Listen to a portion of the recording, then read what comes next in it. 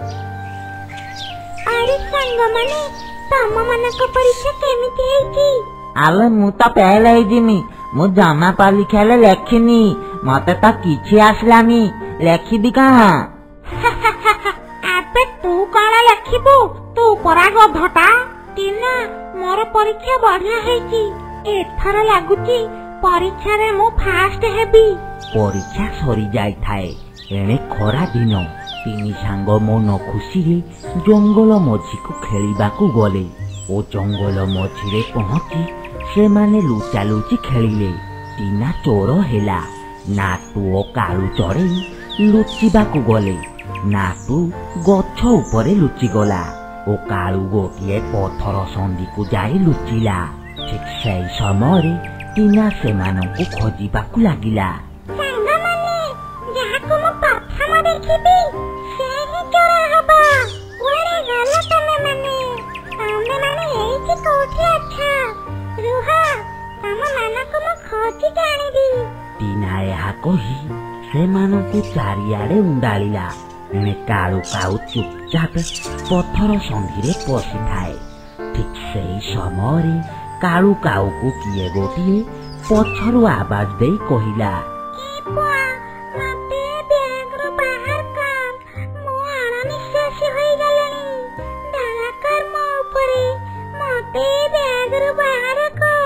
ଠିକ ସେଇ ସମୟରେ କାଳୁ କାଉ ପଛକୁ ବୁଲି ଦେଖିଲା ପଛରେ ଗୋଟିଏ ଗଛ ଅଛି ଓ ଗଛ ଉପରେ ଗୋଟିଏ ବ୍ୟାଗ ଓହଳିଛି ଓ କିଏ ଗୋଟିଏ ବ୍ୟାଗ ଭିତରେ ସଁ ସଁ ହଉଛି। ଏହା ଦେଖି କାଳୁ କାଉ ବହୁତ ଆଶ୍ଚର୍ଯ୍ୟ ହୋଇଗଲା। ସେ ଭାବିଲା କେହି ବୋଧେ ସେ ବ୍ୟାଗ ଭିତରେ ପଶିଛି ଆଉ ବାହାରି ପାରୁନି। ତେଣୁ କାଳୁ କାଉ ସେ ଗଛ ଉପରକୁ ଯାଇ ସେ ବ୍ୟାଗଟିକୁ ଆଣିଲା ଓ ସେ ବ୍ୟାଗଟିକୁ ଯେମିତି ଖୋଲିଛି ଠିକ ସେଇ ସମୟରେ ସେ ବ୍ୟାଗ ଭିତରୁ ଗୋଟିଏ ରାକ୍ଷସର ହାତ ବାହାରି କାଳୁ କାଉକୁ ଧରି ପକେଇଲା ଓ ତାକୁ ବି ମଧ୍ୟ ସେ ବ୍ୟାଗ ଭିତରେ ପୁରେଇ ଦେଲା।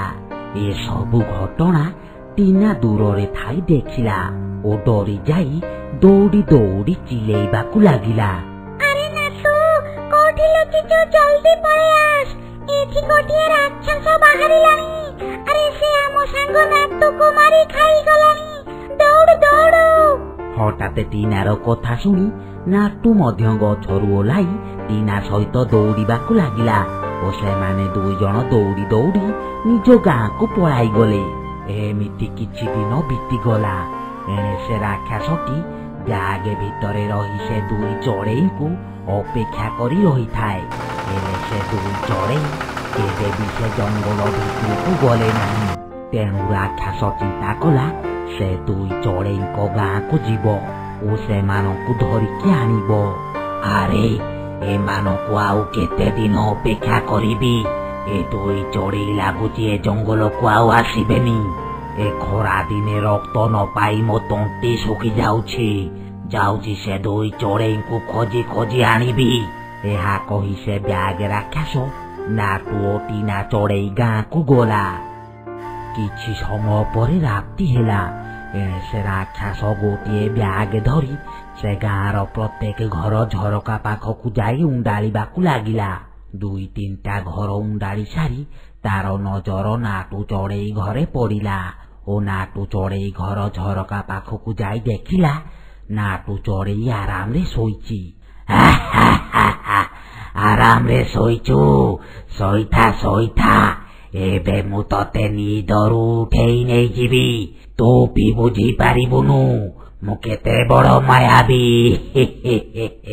ଏହା କହି ରାକ୍ଷସ ଟିନା ଚଢ଼େଇ ଭେଷରେ ପରିଣତ ହୋଇଗଲା ଓ ନାଟୁ ଚଢ଼େଇ ଘରକୁ ଯାଇ ତା କବାଟ ଠକ ଠକ କଲା। ଆରେ ଉଠ ଉଠ ନିଦରୁ ଉଠ। ଆରେ କାଳୁ କାଉ ବଞ୍ଚିଛି ରେ। ଆରେ ହଁ ମତେ ଏବେ ଏବେ ବିଲୁଆ ନନା ଆସି କହିଲେ ଆସେ କାଳୁ କାଉକୁ ଆମେ ଜଙ୍ଗଲରୁ ନେଇ ଆସିବା। ଏହା ଶୁଣି ନାଟୁ ଚଢ଼େଇର ନିଦ ଭାଙ୍ଗିଗଲା ଓ ସେ ଉଠି ଦେଖିଲା ଟିନା ଚଢ଼େଇଟା ଘର ଦୁଆର ମୁହଁରେ ଠିଆ ହୋଇଛି। ଠିକ ସେଇ ସମୟରେ ଟିନା ନାଟୁକୁ ସବୁ କଥା କହିଲା। ହେଲେ ନାଟୁ ଜାଣିନଥିଲା ଯେ ସେ ଯାହାକୁ ଟିନା ଭାବୁଛି ସେ ହେଉଛି ବ୍ୟାଗ ବାଲା ରାକ୍ଷସ। ଆରେ ଟିନା, ଆରେ ଏତେ ରାତିରେ କଣ ପାଇଁ ଆସିଛୁ? କଣ ହେଇଛି? ନାଟୁ, ଏବେ ମତେ ଶିଆଳ ଭାଇ ଆସିକି କହିଲେ କାଳୁ କାଉ ଜଙ୍ଗଲ ମଝିରେ ବେହୋସ ଅବସ୍ଥାରେ ପଡିଛି। ସେ ବଞ୍ଚିଛି। ତାକୁ ସେ ରାକ୍ଷସ ମାରିକି ଖାଇନି। ଆମେ ତାକୁ ଯେମିତି ହେଲେ ବଞ୍ଚେଇକି ଆଣିବା। ଚାଲ ଆଉ ଲେଟ୍ କରନି। ହଠାତ୍ ଏହା ଶୁଣି ନାଟୁ ଚଢେଇ ସେ ବ୍ୟାଗ ବାଲା ରାକ୍ଷସ ପଛେ ପଛେ ଜଙ୍ଗଲ ଭିତରକୁ ଗଲା।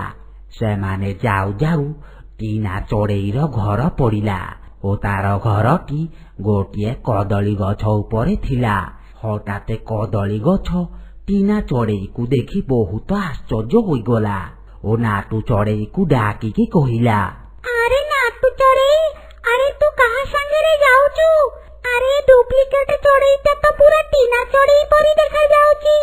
ଆରେ ଆରେ ନାଟୁ, ଟିନା ତ ଘରେ ଶୋଇଛି। ଆରେ ଇଏ ପୁଣି କିଏ? ପୁରା ଟିନା ପରି ଦେଖା ଯାଉଛି।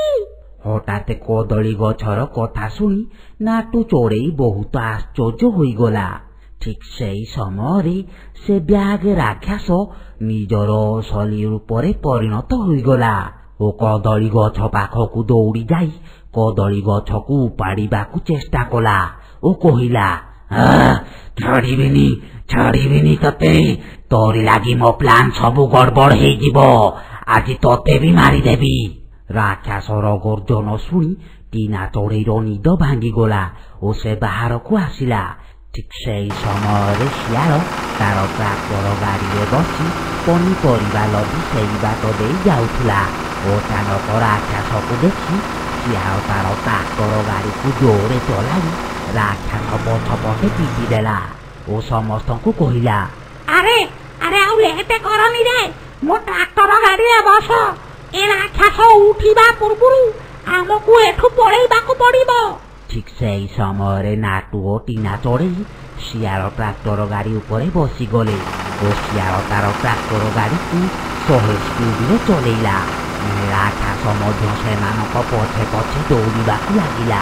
ଏମିତି କିଛି ବାଟ ଗଲା ପରେ ଶିଆଳ ଗୋଟିଏ ଗୁମ୍ଫା ପାଖରେ ତାର ଟ୍ରାକ୍ଟର ଗାଡ଼ିକୁ ରଖିଲା ଓ ନାଟୁ ଟିନାକୁ ଧରି ସେ ଗୁମ୍ଫା ଭିତରକୁ ଗଲା। ଶିଆଳ ସେ ଗୁମ୍ଫା ଭିତରୁ ଗୋଟିଏ ଇଞ୍ଜେକ୍ସନ ଆଣି ନାଟୁକୁ କହିଲା, ଆରେ ନାଟୁ ଚଢେଇ, ଏ ଇଞ୍ଜେକ୍ସନଟା ମୋ ଦେହରେ ଫୋଡ଼ିଦେ। ଏ ଇଞ୍ଜେକ୍ସନ ଫୋଡ଼ିଲା ପରେ ମୁଁ ଗୋଟିଏ ଭୟାନକ ଭେଡ଼ିଆରେ ପରିଣତ ହେଇଯିବି ଆଉ ସେ ରାକ୍ଷସକୁ ଆଜି ଶେଷ କରିଦେବି। ଶୁଣ, ମୁଁ ଭେଡ଼ିଆ ହେଲା ପରେ ମୋ ଆଗକୁ କେହି ଆସିବନି, ନହେଲେ ସମସ୍ତଙ୍କୁ ଗୋଟି ଗୋଟି କରି ମାରିଦେବି।